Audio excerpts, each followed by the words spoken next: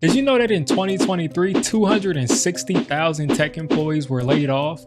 The jobs that we were told to go get that will make us successful, that will make us rich, that people are like their hair's falling out studying for, are no longer safe anymore. Do you think the CS job market is bad? Every single person still in the library right now is CS major. No one here is getting a job even if we get 100 on the final. So here's what I wish somebody told me when I turned 20. It's not about having it all figured out by the time you turn 30.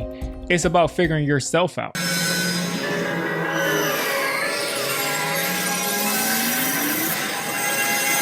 At 26, losing my consulting job was identity crushing. Drawing statistics and the hiring freeze we're currently experiencing, we have to cut holes in our workforce to eliminate counterproductivity. Great.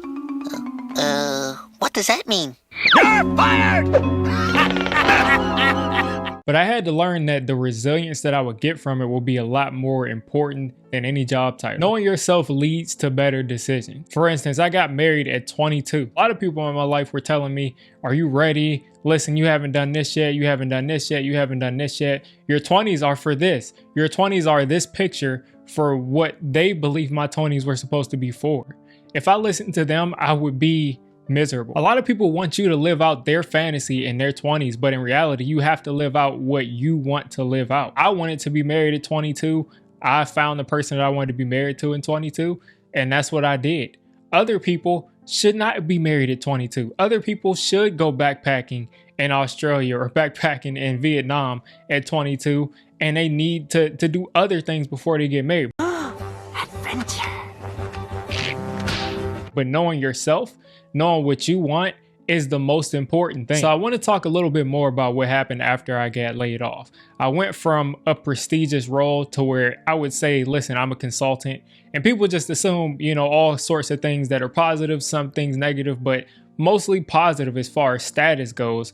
And I went from that to driving DoorDash in a Lexus, putting miles on my car I didn't want to put on my car, driving DoorDash, driving Walmart Spark, and people kind of looking at me a lot differently than I'm used to them looking at me. People usually looked at me for advice as an expert. Now people are looking at me like I'm invisible, and that kind of gave me some perspective. I went from DoorDash to working in an airport lounge where I'm picking up people's plates, getting rid of their food, getting rid of their trash for them. So that juxtaposition was a lot to handle, a lot to deal with, and when I finally got another job, another corporate job, it's about damn time.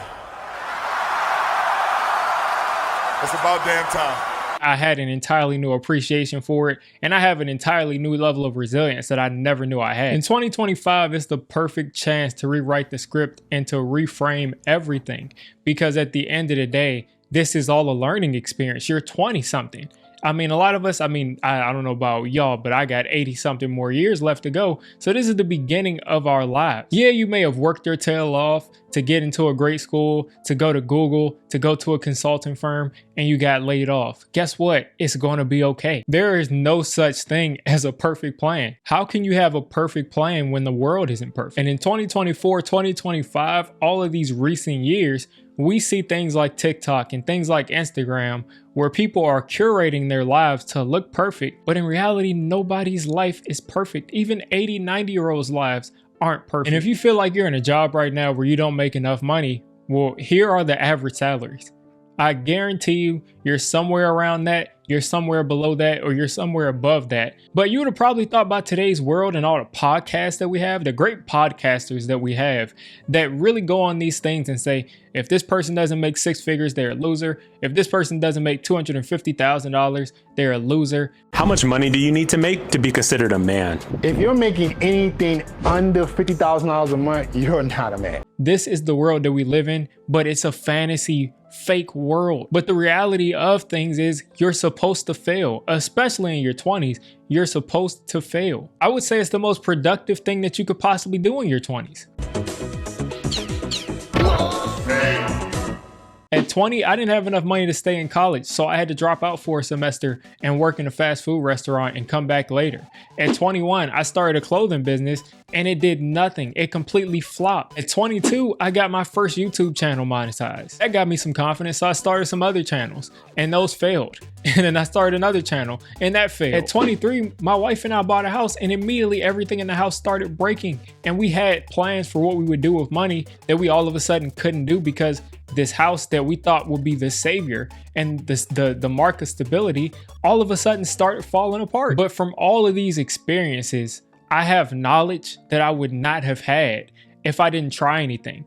Imagine you're 45 with 3 kids and then you start buying a house and then the house falls apart and you don't know what to do. And you're 45 and you have 3 kids and they're about to go to college. If I didn't have all of these road bumps in my life, I would have to learn these lessons much later in life. And don't we want to have less and less stress the older we get? So next time you try something and it doesn't work, ask yourself what you learned, ask yourself what you did wrong, and write it down. Or try to remember it, because that is literally your gift of life, to do something wrong, learn from it, and do it better next time. So here's really the truth about your 20s. Everybody is struggling with something. This is life. Everybody in life is struggling with something, but specifically everybody in their 20s is struggling with something.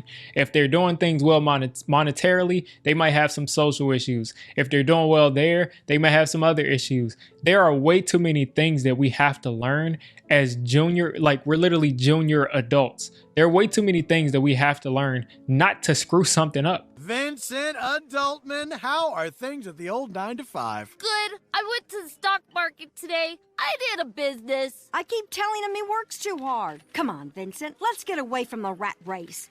There's no way that you're a 20-something-year-old with any resources. You could have any resources. There are going to be some things that you need to develop. Instead of chasing the perfect path, chase the path that excites you. Chase the path where you're chasing something that's intentional. This doesn't mean that you should chase the path of nowhere and not do anything, because that's fine. But it does mean that you should find something that you love and start working towards it and start making mistakes, because later on you're going to become a beast.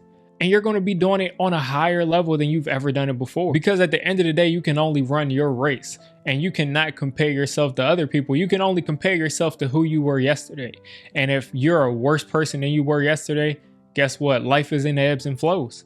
But at the end of the day, just like the stock market goes up and down, you should be going upwards. Other people have literally nothing to do with you. You don't know their background. You don't know what resources they had that you didn't have. You don't know what resources you had that they didn't have.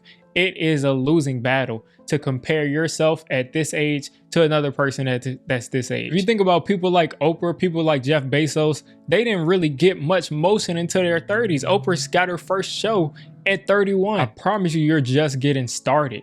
If you're working on something, you couldn't have worked on something for more than 20 something years, because you're only 20 something years old. But by the time this compounds and you hit 30 and you hit 35 and you hit 38 and you hit 40, you're going to be a master. So embrace the mess, enjoy the mess, and you're going to grow from it. So feeling lost in your 20s just isn't about things like relationships and your career. It's also about adjusting to the ever-changing world. And if you want to find out more about being stuck in between two worlds, check this video out here.